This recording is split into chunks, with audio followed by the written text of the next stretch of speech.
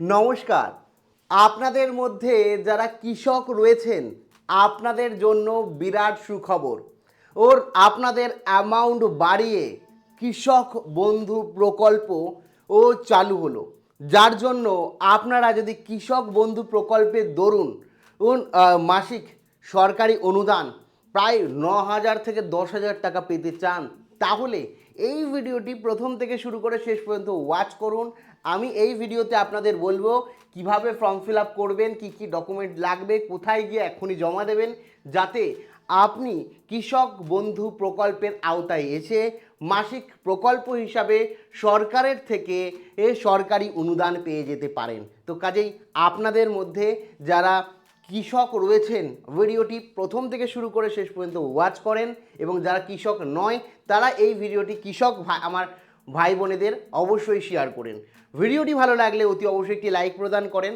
আমাদের পরিবারের সদস্য না হয়ে থাকলে এই যে সাবস্ক্রাইব বাটন রয়েছে কালো রঙের, সাবস্ক্রাইব বাটনে ক্লিক করে পাশের বেল আইকনে ক্লিক করে অল নোটিফিকেশনে ক্লিক করে আমাদের পরিবারের সদস্য হয়ে ওঠো। সাবস্ক্রাইব করতে কোনো রকম টাকা লাগে না, সেই কারণে অনুরোধ করব অবশ্যই সাবস্ক্রাইব করে আমাদের পরিবারের সদস্য হয়ে হতে। দেখুন, সবার প্রথমে বলে রাখি, এরকম একটা আপনাদের কি হচ্ছে ভেরিফিকেশন ফর্ম দরকার, যার মাধ্যমে কিন্তু আপনারা সরকারি তহবিল থেকে 9 কিংবা 10,000 টাকা মাসিক পাবেন। কত কি পাবেন সেটা পরে আসছে, আগে আপনাদের এই মুহূর্তে কি করতে হবে। দেখুন, প্রথমেই বলে রাখি, এবং ফর্মটি কোথায় পাবেন, কি কি ডকুমেন্টেশন জমা দিতে হবে সমস্তটা আগে জেনে নিন, কোথায় গিয়ে ফর্ম জমা দেবেন সমস্তটা, কারণ দেরি করলে আপনাদেরই সমস্যা। তো প্রথমেই বলে রাখি, এখানে দেখতে পাচ্ছেন কৃষক বন্ধুর নতুন প্রকল্পের ক্ষেত্র সমীক্ষা, ফিল্ড ভেরিফিকেশনের জন্য যাচাই ফর্ম এবং form for field verification of কৃষক বন্ধু। তো নতুন সংশোধিত ওয়ানের এখানে প্রথমেই এখানে দিয়েছে কৃষক বন্ধু, অর্থাৎ কেবিআইডি নাম্বার, মানে ক্রমিক নম্বর। এখানে কেবিআইডি নাম্বার দিতে হবে। অনেকেই হয়তো কেবিআইডি নাম্বার জানেন না, তো কীভাবে বের করবেন একটু ক্লিয়ার করে। আপনার সরাসরি আপনাদের ফোনের গুগলে চলে যাবেন, আপনাদের ফোনের গুগলে গিয়ে এখানে সার্চ করবেন কৃষক বন্ধু, কৃষক বন্ধু বলে সার্চ করলেই দেখুন প্রথমে যে ওয়েবসাইটটি পাবেন, এখানে দেখা যাচ্ছে যে কৃষক বন্ধু wbgov.in, এটা সরকারি ওয়েবসাইট কৃষক বন্ধুর। এই কৃষক বন্ধুতে চলে যাবেন। কৃষক বন্ধু ওপেন হলে এরকম একটা ইন্টারফেস আপনি দেখতে পাবেন, ঠিক আছে। এরকম একটা ইন্টারফেস, কোথাও লেখা রয়েছে কৃষক বন্ধু সম্পর্কিত, নথিভুক্ত কৃষকের তথ্য, কৃষি বিভাগ আদেশ, স্মারকলিপি এবং বিজ্ঞপ্তি, অপারেটিভ ব্যাংক এবং হেল্পলাইন। তো এখান থেকে জাস্ট নথিভুক্ত কৃষকের তথ্য এখানে ক্লিক করবেন। এখানে ক্লিক করলে দেখুন আপনাদের এর সিলেক্ট অপশানে ক্লিক করতে হবে, আপনি কোন ডকুমেন্টস দিয়ে আপনার কেডিআইডি বের করতে চান। ভোটার কার্ড হলে ভোটার কার্ড, আধার কার্ড হলে আধার কার্ড, সব থেকে ব্যাঙ্ক অ্যাকাউন্ট বা যেটা খুশি, ফোন নাম্বার। তো আমি বলবো ফোন নাম্বার অনেকে জানেন না, আধার কার্ড বা ভোটার কার্ড যে কোনো একটা দিয়ে সিলেক্ট করুন। এবার সেই আধার কার্ডের নাম্বার 12 ডিজিটের নাম্বারটা এখানে দিয়ে দিন। এই যে এইখানে আপনাকে আধার কার্ডের যে 12 ডিজিটের নাম্বার রয়েছে, এখানে আধার কার্ডের বা আধার কার্ড সিলেক্ট করেছেন, ভোটার কার্ড সিলেক্ট করলে ভোটার কার্ডের নাম্বার দেবেন, আধার কার্ডের 12 ডিজিটের নাম্বার আর কি হচ্ছে এখানে বসিয়ে দেবেন।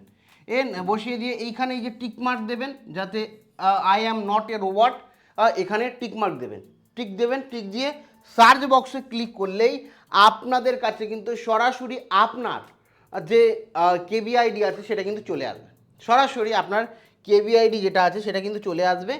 এখানে আপনার সেই দেখে আপনি কেবিআইডি এখানে বসিয়ে দেবেন, ঠিক আছে। বলে দিলাম, অনেকে হয়তো কেবিআইডি জানেন না, কীভাবে কেবিআইডি দেখবেন। তো সরাসরি কেবিআইডি দেখে এখানে বসিয়ে দেবেন, এই জায়গাটায় বসিয়ে দেবেন। তারপরে এখানে দিয়ে আছে তথ্যের বিবরণ। এখানে বলে দেওয়া আছে সুবিধাভোগীর নাম এবং কৃষক বন্ধু রেকর্ড বা ব্যাংকের পাসবই অনুযায়ী নেম অফ দ্য বেনিফিশিয়ারি। তো এখানে কৃষক বন্ধু প্রকল্পে যে আবেদন করতে চান, কারণ যার ব্যাংক অ্যাকাউন্টে টাকা পেতে চান, যার নামে কৃষক বন্ধু রয়েছে তার নাম এখানে দিতে হবে। আর এখানে কিন্তু মানে বাংলায় লিখবেন না, এখানে ইংরাজিতেই লেখার চেষ্টা করবেন, কারণ বাংলায় লিখলে কিন্তু আপনার ফর্মটি রিজেক্ট হতে পারে। ধরুন আপনার নাম রবি, তো এরকমভাবে লিখবেন ঠিক আছে, রবি দাস, এরকমভাবে লিখবেন। এবার মনে রাখবেন আপনাকে কিন্তু তথ্য এই জায়গাটায় দিতে হবে, এই খোপটার মধ্যে, ঠিক আছে। আর এই এই পাশে যেটা আছে এই পাশে যাবেন না, এখানে বলে দিয়েছে যারা অ্যাকচুয়ালি কর্তৃপক্ষ রয়েছে বা অফিসার রয়েছে তারা ভেরিফাই করবে, যদি ভেরিফাই ঠিক হয় তাহলে তারা টিক দেবে, রাইট দেবে, ঠিক আছে। তো এই জায়গাটা কিছু আপনারা করবেন না, যা লিখবেন এইটুকুর মধ্যেই লিখবেন, ছোট ছোট করে বড় হাতের লিখবেন। তারপর লেখা আছে পিতা বা স্বামী বা অভিভাবকের নাম, যদি আপনি পুরুষ হয়ে থাকেন তাহলে পিতার নাম এখানে দিয়ে দেবেন, ঠিক আছে, পিতার নাম দিয়ে দেবেন, ইংরাজিতেই দেবেন পিতার নাম। আর যদি ধরুন আপনি মহিলা হয়ে থাকেন, আপনার স্বামী যদি অভিভাবক হয় স্বামীর নাম দেবেন, আপনার অভিভাবকের নাম দেবেন। 3 রয়েছে ঠিকানা, এখানে অ্যাড্রেস দেবেন, ঠিক আছে, অ্যাড্রেস দিয়ে দেবেন আপনার। একই সাথে জেলা, যে জেলা রয়েছে জেলার নাম এখানে দিয়ে দেবেন, ঠিক আছে, জেলা। তারপরে এখানে যে ব্লক রয়েছে ব্লকের নাম দেবেন, ঠিক আছে, ব্লকের নাম দেবেন। তারপরে এখানে গ্রাম পঞ্চায়েত যেটা রয়েছে গ্রাম পঞ্চায়েতের নাম দেবেন, আপনার গ্রাম পঞ্চায়েত যেটা রয়েছে সেটার নাম দেবেন। তারপরে মৌজা বা গ্রামের নাম এখানে দিয়ে দেবেন। আবার বলছি এই জায়গাটাই পূরণ করবেন সব, এবং বড় হাতের ইংরাজিতে লিখবেন গোটা গোটা অক্ষরে, যাতে কোনো স্পেলিং মিস্টেক না হয়, আপনার ফর্ম যাতে বাতিল না হয়। আমি চাই আপনারা প্রত্যেকে, যারা কৃষক আমার ভাই বোন রয়েছেন বা দাদা দিদি রয়েছেন, প্রত্যেকের যাতে অ্যাকাউন্টে টাকা ঢোকে সফলভাবে, ফর্মের ভুলের কারণে যাতে রিজেক্ট না হয়, সেই কারণে গোটা গোটা অক্ষরে দেবেন। আর এইগুলো কিন্তু অফিসার ভেরিফাই করবেন, এইগুলোকে ফাঁকা রাখবেন। এইবার চলে গেল কতে সুবিধাভোগীর বিবরণ, বেনিফিশিয়ারি ডিটেলস। এখানে প্রথমে ব্যাংকের ডিটেলস দিতে হবে। প্রথম কয় বলেছে ব্যাংক ও শাখার নাম, ব্যাংকের নাম দেবেন, ধরো এসবিআই দিয়ে দিলেন, ঠিক আছে। এবং এসবিআইয়ের পরে এখানে কমা দিয়ে বা অ্যান্ড দিয়ে ব্রাঞ্চ, যে ব্রাঞ্চের নাম আছেন, ধরুন ব্রাঞ্চের নাম হচ্ছে খোলা, আপনি দিয়ে দিলেন, ব্রাঞ্চের নামটা দিয়ে দিলেন, ব্রাঞ্চ, আপনার ব্যাংকের নাম এবং ব্রাঞ্চের নাম পাশে লিখলেন। তারপরে আইএফসি কোড, এখানে আইএফসি কোড যেটা রয়েছে আইএফএসসি কোড দেবেন, এখানে দিয়ে দেবেন। তারপরে আপনার ব্যাংক অ্যাকাউন্ট অবশ্যই মনে রাখবেন, আধার কার্ডের সাথে লিঙ্ক করা, ডিবিটি লিঙ্ক করা যে ব্যাংক অ্যাকাউন্ট আছে সেই ব্যাংক অ্যাকাউন্টটি কিন্তু দেবেন, এবং ব্যাংক অ্যাকাউন্ট নাম্বার এখানে দিয়ে দেবেন। তারপরে আধারের সঙ্গে সংযুক্ত মোবাইল নাম্বার, আধারের সঙ্গে লিঙ্ক করা যে ফোন নাম্বার আছে সেই ফোন নাম্বার এখানে কিন্তু আপনারা দিয়ে দেবেন, ঠিক আছে, সেই ফোন নাম্বার দিয়ে দিলেন। তারপরে আধার নম্বর, আপনার যে আধার নম্বর আছে, এই আধার কার্ডের নাম্বার রয়েছে সেই আধার কার্ডের নাম্বার এখানে দিয়ে দেবেন, 12 ডিজিট। তারপরে এখানে দিয়ে আছে এপিক নাম্বার, অর্থাৎ ভোটার কার্ডের ডিটেলস এখানে দিতে হবে, এই জায়গাটা ভোটার কার্ডের ডিটেলস দিতে হবে। ভোটার কার্ডে যে এপিক নাম্বার রয়েছে এই এপিক নাম্বার ভোটার কার্ডের নাম্বার, আর ভোটারের নাম্বার, ঠিক আছে, ভোটারের নাম্বার এখানে দেবেন। তারপরে এখানে এসি নাম্বার, অর্থাৎ আপনার এসি নাম্বার বা এখানে পার্ট নাম্বার বা সিরিয়াল নাম্বার অনেকেই হয়তো জানেন না, তো বলে রাখি আপনাদের যে লাস্ট আপনারা ভোট দিয়েছেন, ভোটের সময় আপনাদের বিএলআরও যে একটা ভোট দেওয়ার জন্য একটা স্লিপ দিয়েছিল, SIR এ নাম ওঠার পর ওই স্লিপের মধ্যে সমস্তটা লেখা আছে, ওই যে ওই স্লিপটা আর মধ্যে সমস্তটা লেখা আছে, ভোটার নাম্বার তো লেখাই আছে, এসি নাম্বারও পেয়ে যাবেন ওখানেই, পার্ট নাম্বারও পেয়ে যাবেন ওখানেই, সিরিয়াল নাম্বারও পেয়ে যাবেন, দেখবেন লেখা রয়েছে পরিষ্কার, ওটা দেখে দেখে আপনি বসাবেন। তারপরে এখানে বলেছে SIR বা WBLA 2026 ভোটের ASDD তালিকায় নাম পাওয়া গেছে কি? তো এখানে বলেছে 2026-এ SIR এ ASDD মানে কি? A for absent, S for shifted, D for date, আর D ফর ডিলেট। মানে আপনাদের মধ্যে যারা SIR এ ভোটের জন্য নাম দিয়েছিলেন তাদের কি কাউর ডিলেট হয়েছে, কেউ কি অ্যাবসেন্ট ছিলেন, মানে অ্যাকচুয়ালি করেনি, আপনি কি করেনি, আর হচ্ছে S ফর শিফট, এই রাজ্য থেকে অন্য রাজ্যে শিফট হয়েছেন, আর D ফর ডিলেট হয়েছেন, বা D ফর কি হচ্ছে ডেট হয়েছেন। এই চারটের মধ্যে যে কোনো একটা পরীক্ষা হয়ে থাকে তাহলে ইয়েস করবেন, আদারওয়াইজ কিন্তু নো করবেন। তো যাদের ভোটার লিস্টে নাম উঠে গেছে ঠিকঠাক তারা কিন্তু নো করবেন, ঠিক আছে। তারপরে বলেছে এখানে অ্যাপিল ট্রাইব্যুনাল মুলতবি রয়েছে, অর্থাৎ pending under SIR appeared tribunal. তো এখানে আপনার নাম যদি ট্রাইব্যুনালে থেকে থাকে, যদি আপনি হয়তো নাম ডিলিট হয়ে গেছে ভোটার লিস্ট থেকে, আপনি আবার ভোটার লিস্টে নাম তোলার জন্য আবেদন করেছেন, এই মুহূর্তে আপনার কেসের নিষ্পত্তি হয়নি, ট্রাইব্যুনালে রয়েছেন, তাহলে ইয়েস করবেন, আদারওয়াইজ কি হচ্ছে নো করবেন, ঠিক আছে। তারপরে CAA, আপনি যদি CAA এর জন্য অ্যাপ্লাই করে থাকেন, অর্থাৎ ভারতীয় নাগরিক হওয়ার জন্য অ্যাপ্লাই করে থাকেন, তাহলে ইয়েস করবেন, আদারওয়াইজ নো ক্লিক করবেন, ঠিক আছে। তারপরে পিএম কিষাণ এর সুবিধাভোগী কিনা। আপনি পিএম কিষাণ কি পাচ্ছেন? যদি পিএম কিষাণ পান তাহলে ইয়েস করবেন, আদারওয়াইজ নো করবেন। ঠিক আছে, এরপরে বলে রাখি যে 10 নম্বর প্রধান পেশা। আপনার প্রাইমারি অকুপেশন কি? প্রধান পেশা এখানে বিভিন্ন বিষয় দিয়েছে, কৃষক, কেন্দ্রীয় সরকার, রাজ্য সরকার, সাংবিধানিকবদ্ধ সংস্থা, সরকারি প্রতিষ্ঠান, পঞ্চায়েত, পৌরসভা, স্থানীয় সরকারি সাহায্যকারী শিক্ষা প্রতিষ্ঠান, যে কোনো প্রতিষ্ঠানের স্থায়ী কর্মী যিনি বেতন বা পেনশন পান, এরকম যেটা হবে সেটা। এখানে কৃষক এর জন্য আমি বলবো কৃষকই লিখতে। ঠিক আছে, কৃষক না লিখলে কিন্তু পাওয়ার চান্স খুব কম। তো আপনার প্রধান পেশা যদি কৃষক হয় তাহলেই কিন্তু আপনি লিখবেন। তারপরে চাষযোগ্য জমির বিবরণ, মানে চাষযোগ্য যে জমি রয়েছে তার বিবরণ দিতে হবে। প্রথমে দেওয়া হয়েছে জেএল নাম্বার, জেএল নাম্বার এখানে দেবেন, এটা আপনার পর্চাতেই আপনি পেয়ে যাবেন। ঠিক আছে, খতিয়ান নাম্বার যেটা আপনি পর্চাতেই পেয়ে যাবেন, দ্য প্লট নাম্বার যেটা আপনার পর্চাতেই পেয়ে যাবেন, চাষযোগ্য জমির পরিমাণ একরে সেটাও আপনি পর্চাতেই পেয়ে যাবেন আপনার, এবং আর এর তারিখ বা খতিয়ানের তারিখ এখানে যেদিনকে আপনি খতিয়ান নিয়েছেন বা আর পর্চা করেছেন সেই তারিখ এখানে দেবেন, এবং জমির দখলের ধরন, আপনি যে জমিতে চাষ করছেন, যে জমির বিবরণ দিচ্ছে সেই জমিটি আপনার দখল করেছেন না জমিটি কিনেছেন না পৈতৃক সম্পত্তি হিসাবে পেয়েছেন সেটা লিখতে হবে। যে কী হচ্ছে নামজারি না আপনার মানে নামজারি মানে অ্যাকচুয়ালি আপনি কি সেটা পারচেস করেছেন না হস্তান্তর করেছেন বা অন্যান্য কারণে পেয়েছেন, ট্রান্সফার করেছেন, বা যেটা আপনার হবে। ঠিক আছে, ক্রয় করেছেন কি না সেটা। তো আপনি এখানে যদি ক্রয় করেন তাহলে লিখবেন ক্রয়। ঠিক আছে, পারচেস লিখবেন, যেটা আপনার হবে সেটা আপনি লিখে দেবেন। তারপর হচ্ছে আয়কর প্রদানকারী কিনা, ইনকাম ট্যাক্স দেন কিনা। তো আপনি যদি ইনকাম ট্যাক্স দেন তাহলে ইয়েস করবেন, ইনকাম ট্যাক্স দিলে পাবেন না। ইনকাম ট্যাক্স যদি না দেন তাহলে নো করবেন, মানে যাদের 1 লাখ এর বেশি, প্রায় 1 লাখের বেশি মাসে ইনকাম, তারা কিন্তু পাবে না। যদি ইনকাম ট্যাক্স দেন তাহলে পাবেন না। যদি ইনকাম ট্যাক্স দেন তাহলে ইয়েস করবেন, আর ইনকাম ট্যাক্স না দিলে নো করবেন। মানে বছরে যাদের 12 লাখের বেশি ইনকাম তারা কিন্তু ইয়েস করবেন। ঠিক আছে, মানে ইনকাম ট্যাক্স যারা দেন। তারপরে এখানে স্বামী বা স্ত্রীর বিবরণ বলেছেন। কি বলেছেন? স্বামীর নাম।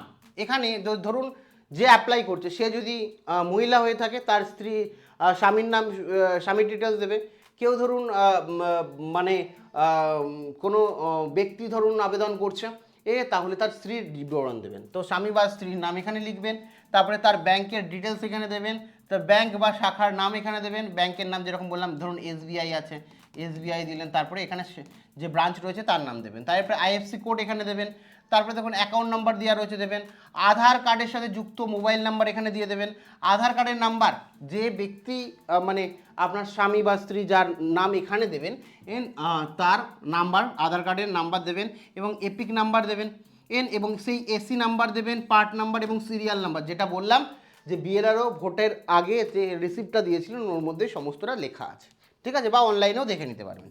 আর সে যদি কিষাণ যোজনার দরুন, ঠিক আছে, পিএম কিষাণের বেনিফিট যদি পায় সেক্ষেত্রে ইয়েস করবেন, আদারওয়াইজ নো করবেন, যেটা বললাম। তারপরে সেম জিনিস, তার ভোটে যদি অ্যাবসেন্ট হয়ে থাকে আপনার স্ত্রী বা স্বামী যার নাম দেবেন, সে যদি ভোটে অ্যাবসেন্ট হয়ে থাকে, শিফটেড হয়ে থাকে বা ডিলেট হয়ে থাকে বা ডেট হয়ে থাকে, তাহলে এখানে কী করবেন কী করবেন ইয়েস করবেন, আদারওয়াইজ নো করবেন। একই সাথে ট্রাইব্যুনালে যদি থাকে তিনি, তাহলে ইয়েস করবেন, আদারওয়াইজ নো করবেন, যেটা বললাম। তারপরে সিএএ ভারতীয় নাগরিক হওয়ার জন্য যদি সিএএতে আবেদন করেন তাহলে ইয়েস করবেন, আদারওয়াইজ নো করবেন। তারপরে পিএম কিষাণের সুবিধাভোগী যদি হয় তাহলে ইয়েস করবেন, আদারওয়াইজ নো করবেন। ঠিক আছে, প্রধান পেশা কি? সো এখানে কৃষক হলে কৃষক দেবেন। ঠিক আছে, হাউস ওয়াইফ হলে হাউস ওয়াইফও দিতে পারেন, কোনো সমস্যা নেই। ঠিক আছে, তো কিষাণ হলে কিষাণ দিয়ে দেবেন। এবার এই ঘরগুলো কিন্তু ফাঁকা রাখবেন। ঠিক আছে, এবার এখানে অঙ্গীকার পত্র এখানে কিন্তু দেওয়া আছে। এখানে লিখেছে, আমি এই মর্মে সজ্ঞানে ঘোষণা করছি যে উপরোক্ত প্রদান সকল তথ্য আমার জ্ঞান এবং বিশ্বাস অনুযায়ী সম্পূর্ণ সত্য ও সঠিক। পরবর্তীকালে কোনো যাচাইয়ের প্রদত্ত তথ্য মিথ্যে বা বিভ্রান্তিকর প্রমাণিত হলে প্রচলিত আইন এবং বিধি অনুযায়ী সরকার আমার বিরুদ্ধে প্রয়োজনীয় আইন অনুগত ব্যবস্থা গ্রহণ করতে পারে, এবং কৃষক বন্ধুর নতুন প্রকল্প অথবা সরকারের অন্য কোনো অনুরূপ প্রকল্পে আমার প্রাপ্যতা বাতিল যেতে পারে।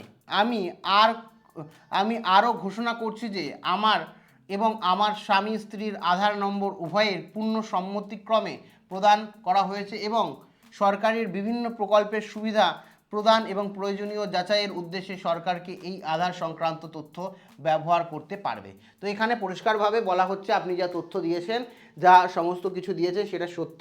যদি ভুল বা বিভ্রান্তিকর ভাবে বিবেচিত হয় তো আইনত ব্যবস্থা নেওয়া হতে পারে এবং আপনার আধার কার্ডের তথ্য বা নথি সমস্তটা যাচাই করতে পারে যাতে সমস্তটা চেক করার জন্য সেটারও পারমিশন দিচ্ছেন এবং যে আবেদন করছেন, যে ব্যক্তি আবেদন করছেন তার সিগনেচার কিন্তু এখানে হয়ে যাবে। ঠিক আছে, সিগনেচার হবে। তারপরে এটা হচ্ছে অ্যাকনোলেজমেন্ট। এটা আপনাকে যে আধিকারিক আছে সে দেবে। কি দেবে? এখানে আপনার নাম হবে, যে আবেদন করছে তার নাম, এখানে আপনার মোবাইল নাম্বার হবে, আর এখানে ভেরিফিকেশান ফর্ম কার্ড থেকে আপনি নিচ্ছেন তার নাম হবে এবং ফোন নাম্বার এখানে হবে এবং এখানে সিরিয়াল নাম্বার হবে এবং কেবি আইডি এখানে হবে। যে আধিকারিক দিচ্ছে সেই আধিকারিকের এখানে সিগনেচার হবে, যে আধিকারিক বা অফিসার দিচ্ছে সেই সিগনেচার হবে এবং এই পোর্শনটা কেটে আপনি যে আবেদন করেছেন তার দরুন এটা আপনাকে আপনার হাতে দিয়ে দেবে, যাতে পরবর্তীকালে আপনি যখন টাকা পাবেন বা চেক করতে যাবেন আপনি যাতে চেক করতে পারেন। ঠিক আছে, এবার বলে রাখি কী কী ডকুমেন্ট লাগবে। দেখুন, ডকুমেন্টের কথা যদি বলি, প্রথম লাগবে আপনার হচ্ছে আধার কার্ড। এইটা ফিল আপ করার সাথে সাথে অ্যাটাচ করে দিতে হবে আধার কার্ড, ভোটার কার্ডের জেরক্স, ব্যাংকের যে পাসবইয়ের যে প্রথম পৃষ্ঠা আছে, ফার্স্ট পেজ, ঠিক আছে, ফার্স্ট পেজ যে আছে এই ফার্স্ট পেজের স্ক্যান কপি মানে জেরক্স কপি এর সঙ্গে দিতে হবে। একই সাথে জমির খতিয়ান বা পর্চা জমির খতিয়ান বা পর্চা আপনাকে এর সাথে অ্যাটাচ করতে হবে। একই সাথে যারা সিএএ অর্থাৎ ভারতীয় নাগরিক হওয়ার জন্য আবেদন করেছেন কিংবা ট্রাইব্যুনালে রয়েছেন তাদের অ্যাপ্লিকেশন যে ফর্মটা আছে এই অ্যাপ্লিকেশন ফর্ম লাগবে। এই 5টা ডকুমেন্ট আপনাদের দিতে হবে। যারা ধরুন ভোটার লিস্টে নাম আছে ভারতীয়, তাদের আর এই জায়গাটায় ভোটার লিস্টে নাম ওঠেনি বা সিএ এর জন্য আবেদন করেনি, তাদের এটা দিতে হবে না। এই 4টে ডকুমেন্ট দিলেই হবে। আর কারোর ক্ষেত্রে যারা সিএএ আবেদন করেছেন বা ট্রাইব্যুনালে রয়েছেন তাদের ক্ষেত্রে এই ফর্মটাও দিতে হবে। এই 5টা ডকুমেন্ট দিতে হবে এর সাথে। তো এই মুহূর্তে রাজ্যের মুখ্যমন্ত্রীর ঘোষণা অনুযায়ী আপনারা কৃষক বন্ধু প্রকল্প পাবেন এবং যেটা বললাম এই যে ফর্মটা, এই ফর্মটা আপনি আপনার যে কোনো সাইবার ক্যাফেতে গিয়েও বললে কৃষক বন্ধুর ফর্ম দিয়ে দেবে আপনাকে, কিংবা আপনার বাড়ির সামনে ক্যাম্প বলবে, কিংবা পঞ্চায়েত থেকেও আপনি এটা নিয়ে নিতে পারেন এবং ফিল আপ করে পঞ্চায়েতে গিয়েও জমা দিতে পারেন। তো এটা আপনার নিকটবর্তী ক্যাম্পও হবে এবং পঞ্চায়েতেও জমা নেবে। আপনি খোঁজ নিন এবং যারা কৃষক বন্ধু রয়েছেন তারা অবশ্যই এটা অ্যাপ্লাই করুন। যারা পিএম কিষাণের সুবিধা পাচ্ছেন না তারা কৃষক বন্ধুর সুবিধা পাবেন, এমনটি জানিয়েছেন রাজ্যের মুখ্যমন্ত্রী। এছাড়াও আপনাদের মধ্যে এই নিয়ে কত টাকা পাবেন এবং কি কি রুলস রেগুলেশন রয়েছে, কারা যোগ্য না, এই নিয়ে একটা ডিটেলস ভিডিও আপনি যদি চান তাহলে কমেন্ট সেকশানে আপনি লিখুন যে জয় কিষাণ যদি এইটা লেখেন তাহলে আমি নেক্সট ভিডিওতে ডিটেলস ভিডিও বানিয়ে দেবো যাতে আপনারা সম্পূর্ণটা জানতে পারেন। Thank you.